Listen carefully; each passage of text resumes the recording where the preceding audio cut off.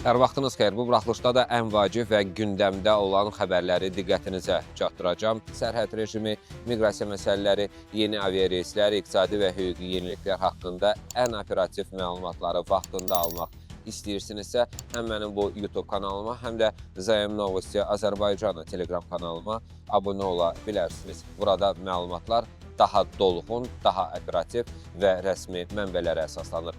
Kanalların linki videonun aşağısında, yəni açıqlama hissəsində və ilk şərhdə yerləşdirilib. İndi isə xəbərlər.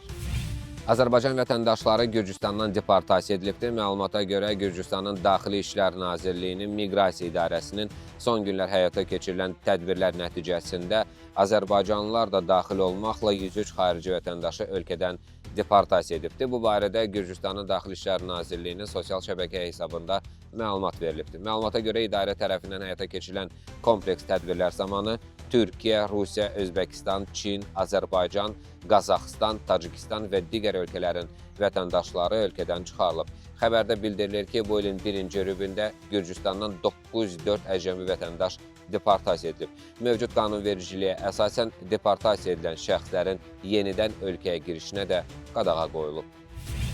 Bu ilin yanvar-mart aylarında Azərbaycandan 367 nəfər deportasiya edilib. Bu barədə Dövlət Miqrasiya Xidmətindən məlumat verilibdir və Dövlət Miqrasiya Xidmətindən onu da bildirirlər ki, ötən ay müvəqqəti yaşama icazəsinin alınması ilə bağlı 4797 müraciət olub. Belə ki, bu ilin mart ayı ərzində ölkə ərazisində müvəqqəti yaşama icazəsinin alınması və ya müddətinin uzadılması ilə bağlı 4797, daimi yaşama icazəsinin alınması və ya müddətinin uzadılması ilə bağlı 349 müraciət daxil olub. Həmçinin bildirilir ki, müvafiq dövr ərzində əcnəbilərin və vətəndaşlığı olmayan şəxslərin Azərbaycan Respublikasının ərazisində haqqı ödənilən əmək fəaliyyəti ilə məşğul olması üçün iş icazəsinin alınması və müddətinin uzadılması ilə bağlı 714 müraciət daxil olub. Eyni zamanda qeyd edilib ki, ölkə hüdudlarından inzibati qaydada kənara çıxarılma ilə bağlı Dövlət Miqrasiya Xidməti tərəfindən bu ilin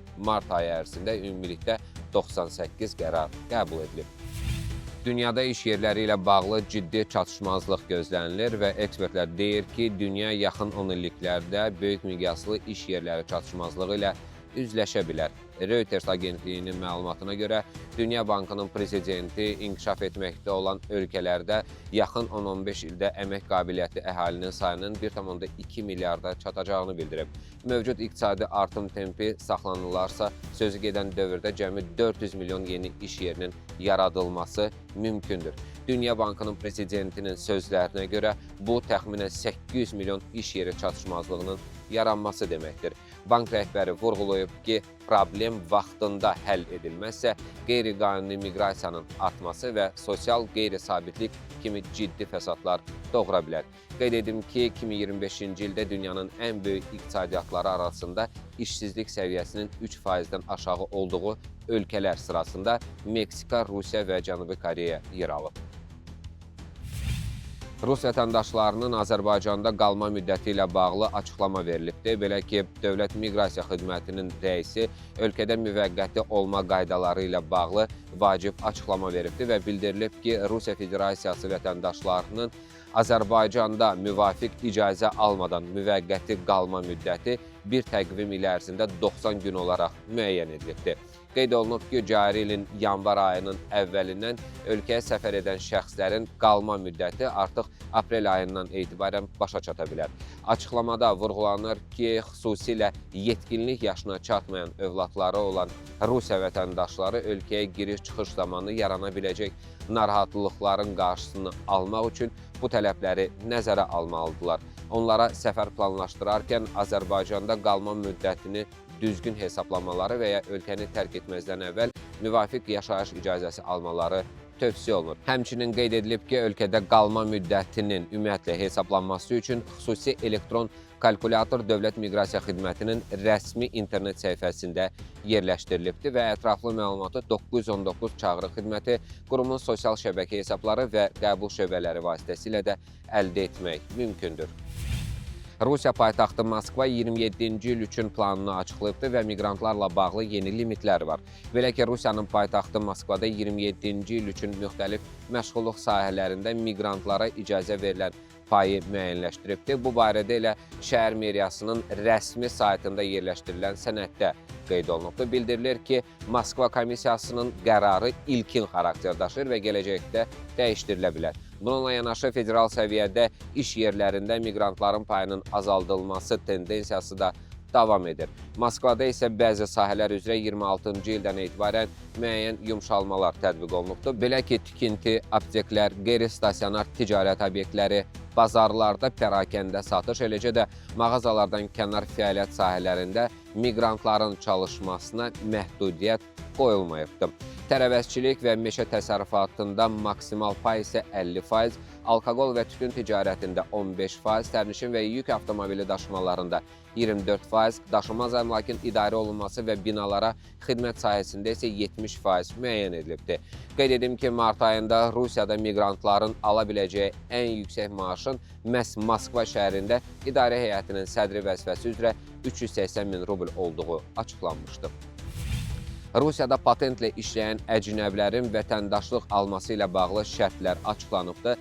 Belə ki, Rusiyada uzun illər yaşayan və əmək fəaliyyətini patent əsasında həyata keçirən əcnəbi vətəndaşlar üçün vətəndaşlıq əldə etmə qaydaları ilə bağlı mühüm məqamlar bir daha diqqətə çatdırılıbdır. Miqrasiya sahəsi üzrə mütəxəssislər bildirirlər ki, bu kateqoriyadan olan şəxslər hər zaman vətəndaşlıq üçün ümumi qaydada müraciət etmək hüququna malik olmurlar. Mövcud qanunvericiliyə əsasən 18 yaşına çatmış və fəaliyyət qabiliyyəti olan əcnəbi vətəndaşlar və vətəndaşlığı olmayan şəxslər Rusiya Federasiyasının vətəndaşlığına ümumi qaydada qəbul üçün müraciət edə bilərlər. Lakin bunun üçün bir sıra vacib şərtlərin yerinə yetirilməsi də tələb olunur. Əsas tələblərdən biri isə şəxsin Rusiya ərazisində fasiləsiz şəkildə ən azı 5 il yaşamasıdır. Bu müddət isə yalnız yaşayış icazəsi, yəni VNJ vid na jительство aldıqdan sonra hesablanır və vətəndaşlıq üçün müraciət edilən günə qədər davam etməlidir. Qanunvericilikdə əcnəbilərin hüquqi statusu da dəqiq şəkildə müəyyən edilibdir.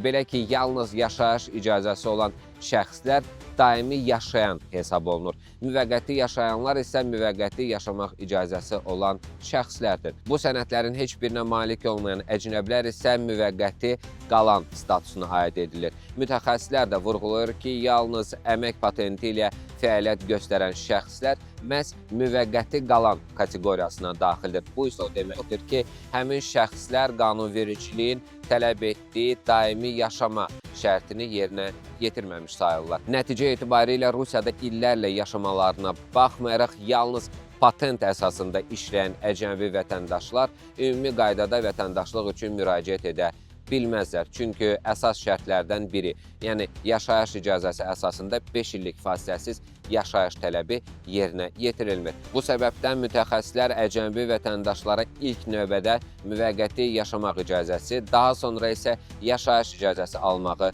tövsiyə edirlər. Yalnız bu mərhələdən keçdikdən və qanunla müəyyən olunmuş müddəti tamamladıqdan sonra vətəndaşlıq üçün müraciət etmək mümkün olur. Eyni zamanda mütəxəssislər potensial müraciətçilərə RVP və VNJ əldə etmək üçün mövcud əsasları əvvəlcədən araşdırmağı və düzgün miqrasiya strategiyasını qurmağı da məsləhət görürlər. Rusiyada əcnəbi vətəndaşlar tərəfindən törədilən cinayətlərin sayı əhəmiyyətli dərəcədə azalıbdır. 26-cı ilin ilk 3 ayının yekunlarına əsasən Rusiyada əcnəbi vətəndaşlar tərəfindən törədilən cinayətlərin sayı ötən ilin analoji dövrü ilə müqayisədə 38,9% azalıb. Operativ vəziyyətin yaxşılaşması, miqrasiya axınlarına nəzarətin gücləndirilməsi, eləcə də rəqəmsal həllərin tətbiqi nəticəsində mümkün olubdur. Xüsusilə kağız bildirişlərin toplanması tələbinin ləğvi və Moskva regionunda Amina tətbiqinin istifadəyə verilməsindən sonra miqrasiya sahəsində sənəd saxtakarlığı faktlarının sayı xeyli azalıb. Belə ki, Moskvada bu göstərici 66,4%, Moskva vilayətində isə 76,5% azalıb. Həmçinin 26-cı ilin ilk aylarında əcnəbi vətəndaşlar tərəfindən törədilən ağır və xüsusilə ağır cinayətlərin sayında da ciddi azalma qeydə alınıbdır. Bu göstərici ötən illə müqayisədə 44,2% aşağı düşüb. Xüsusilə narkotik vasitələrinin qanunsuz dövrəsi ilə bağlı cinayətlərin sayı 64,1% azalıb. Bundan başqa quldurluq və ictimai təhlükəsizlik əleyhinə cinayətlərin sayı 30%, qətl və qəsdən adam öldürməyə cəhd halları isə 27,8% azalıb. Eyni zamanda zorlanma və seksual xarakterli zorakılıq əməlləri ilə bağlı cinayətlərin sayı ötən ilin səviyyəsində qalıbdır. Məlumatda həmçinin qeyd olunur ki, miqrasiya sahəsində təhlükəsizliyin artırılmasına yönəlmiş tədbirlər davam etdiriləcək.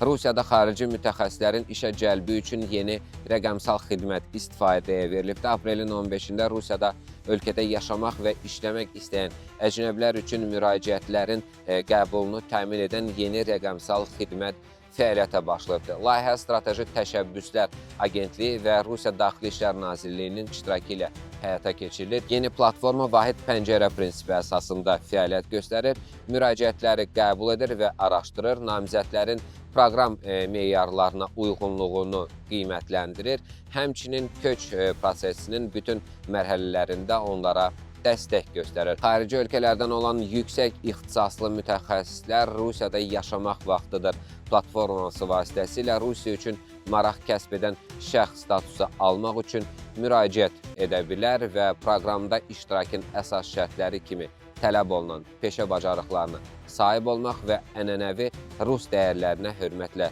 yanaşmaq göstərilir.